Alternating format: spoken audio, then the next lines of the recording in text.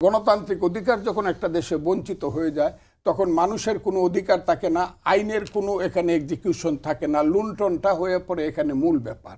সেই লুণ্ঠনটা বাংলাদেশে এত বেশি হয়েছে, ব্যাংক, বিমা, ইন্স্যুরেন্স কোম্পানি ইত্যাদি ইত্যাদি ইত্যাদি ইত্যাদি, যে কারণে শেখ হাসিনার আর বাঁচার কোনো পথ ছিল না এবং সেই দিকেই গেছে। এবং যেহেতু তার রাজনৈতিকভাবে তার চিন্তায় চেতনায় অতটাই ছিল না, আইকিউ ছিল না, ইতিহাসের এত বড় দৃষ্টিভঙ্গি তার মধ্যে ছিল না, সে মনে করছে গুলি করে মানুষ মেরে ফেললেই সে থাকতে পারবে।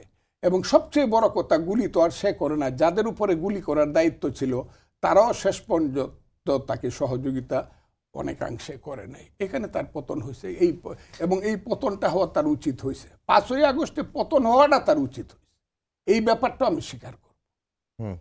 কি আমার কথাটা বুঝছেন? কিন্তু 5ই আগস্টের পতনটাই এই ছিল না যে এই দেশের নাম বাংলাদেশ না হইয়া পূর্ব পাকিস্তান হয়ে যাবে।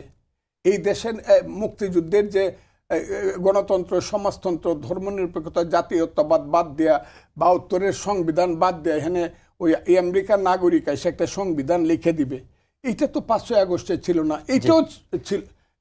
এই যে 5ই আগস্টের পরে যা হইল, গণতান্ত্রিকভাবে কিছুই হইল না। এখনো যদি 26 সনের ফেব্রুয়ারি মাসে ভোট হইয়া যদি ইলেকশনে যারা মেজরিটি হবে তাদের হাতে দায়িত্ব না দেয়, তাহলে এই দেশটা ভিন্ন দিকে যাবে। ওই যে কয়, উপরে কাটবে গলা আর নিচে কাটবে কোমর, এটা হবে বাংলাদেশ।